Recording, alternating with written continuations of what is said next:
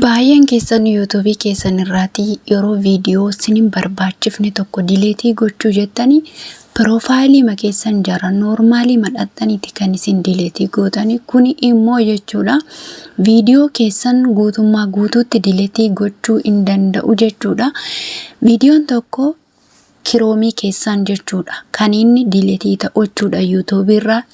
Kanaaf viidiyoo kana jechuudha haga dhumaatti daawwadhaa. Baay'ee keessanitus na gaafate. Akkamitti akka viidiyoo deletii godhanii kiroomii keessan haxxaniiti jechuudha kan isin deletii gootan jechuudha YouTube studio kiroomii keessan malee profaayilii ma keessan jala haxxaniituma bakka tuqaa 3 sana tuqxanii baay'een keessan ofirraa deletii gootu jechuudha. Yeroo darbillee obboleessi keenya Abdulabbi nu barsiisee ture jechuudha. Kanaaf viidiyoon tokko koopiraayitiidhaaf koopiraayitii mata eeyyuu jechuudha. Koopiraayitii mata eeyyuu jechuudha. Yoo isinitti dhufe kiroomii keessan haxxanii viidiyoo keessan hunda dileet gochuurra bakka koopiraayitii isinii ta'e isinii baasa. Muuziqaa sana koopiraayitii ta'e moo suura sana koopiraayitii ta'e moo jalqabaa moo gara dhumaatti immoo viidiyoo sana guutuu isaatu koopiraayitiidha. Isa kanallee jechuudha eessa argama icciitiin viidiyoo YouTube irra caalaatti YouTube studio irraa otoo hin taane kiroomii studio irraa kiroomii keessan jechuudha. Kiroomii keessan seentaniiti haala kanan akkuma amma suura isaa asirratti argitan kana jechuudha. Kiroomii haala kamiin akka seentanii dileetii gootan immoo waliin ilaalla jechuudha. Amma dhumaatti na waliin tura. Bilbilli nama kamiyyuu jechuudha kiroom studio kana yookaan immoo kiroom googilii kana jechuudha kan dhabe hin jiru. Bilbilli keessan hundumtuu hin jira jechuudha kiroomii kana jechuudha. Yeroo baay'ee jechuudha kiroomii kanaa fi YouTube studioon keenya walitti qabata. Amma fakkeenyaaf namni tokko asirraan jechuudha amma kun YouTube studioodha miti. Egaa networkiidha. YouTube studio inni kuniif jechuudha. YouTube studio inni kuniifi YouTube studio inni kiroomii keessaa garaagarummaa guddaa qaba jechuudha. Yeroo tokko YouTube studio isa kiroomii keessaa yeroo barreessinu ufeema qaxxitaama jechuudha. Gaafa nuti gadi tuqnu YouTube studio isa kanatti nu fida. Kanaaf maal gochuu qabnaa jechuudha. Maal gochuu qabnaa? YouTube studio ko kana jechuudha ammani dileetan godha jechuudha. Haala kanaatiin dileetiin godha. Dileet taasiseetan jira jechuudha. Haqee kiroomii keessaa YouTube studio isa kiroomii keessaa banachuuf jechuudha. Asirra dhuftanii amma kan koo duraa waan jiruufi asirra dhuftanii jechuudha. Amma bakka kanarra dhuftanii YouTube studio jettu. Kun haala kanaatiin YouTube studio jettu isinii ba'a jechuudha. Yeroo kana akkasittiin tuqxu. Waan lama isinii fida asitti. Waan lama isinii fida jechuudha. Contact to studio fi get the app ka jedhu kana. Haqii appii sana buufadhu siin jedha. Applicationii amma nuti delete goone.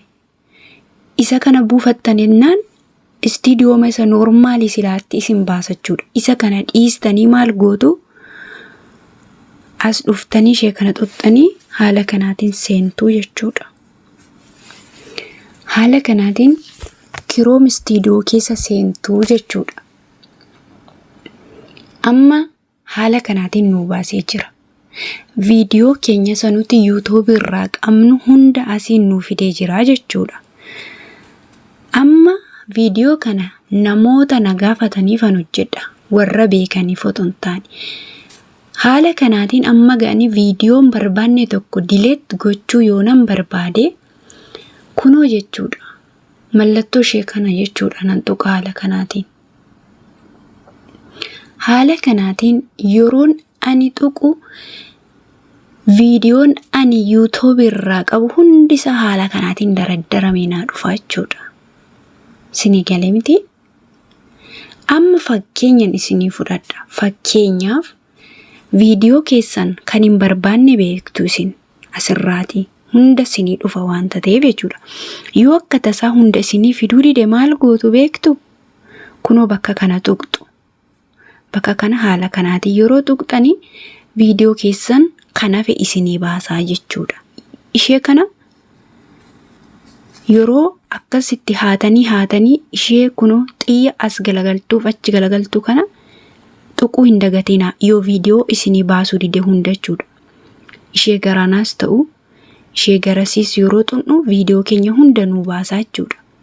Sin as keessaa viidiyoo keessan beektu kan diletii gochuudhaaf karoorfattan. Amma ni fakkeenyaaf viidiyoo tokkuma jechuudha as keessaa dilet gochuudhaaf haala kanaatiin murteeffadheeraa jennu. Irratti ideetii gochuudhaafis tambinaala keessan irraan waan hundumaa jechuudha mata duree garaagaraas waan hundumaa asirra xuxxanii sirreeffachuu hin dandeessu jechuudha. Amma inni guddaan haala ittiin viidiyoo sana diletii goonuudha. Yeroo diletii gootanii kunoo mallattoo ishee kana akkasittiin gadi maal gochuu qabdu? Raayitii gochuu qabdu jechuudha. Mallattoo raayitii gochuu qabdu. Yeroo mallattoo raayitii gootan jechuudha as kanatti idet kan jettu kana tuqxaniillee barnoota biroodha kuni irratti idetii godhachuudhaaf waan hundumaa isin gargaarachuudha. Viidiyoo keessan kan biraaf kan isa noormaalii jechuudha. Amma walumaa galatti nuti kan barbaanne idetii oton taane diletiidha jechuudha. Dilet kunoo argitanii seeraan qayyabadha. Viidiyoo keessan fuuldura sanduuqa kanatu jira. Sanduuqa kana keessa raayitii gochuu qabdu. Googiliirraa akka jiruun akka baduuf jechuudha. Kunoo bakka ishee kana akkasittiin gadi xuxxu. Kunoo jechuudha ishee dhumaa kana haala kanaatiin gadi yoo xuxxani viidiyoo keessan diletii gootu. Anamma diletii gochaan jiru waan ta'eef diletii gochuu jechuudha. Viidiyoo barbaaddani haala kanaatiin jechuudha. Viidiyoo ofirraa dilet gochuu hin dandeessu. Haala kanaanillee jechuudha kunoo. Amma fakkeenyaaf gadi xuxxanii haaluma kanaatiin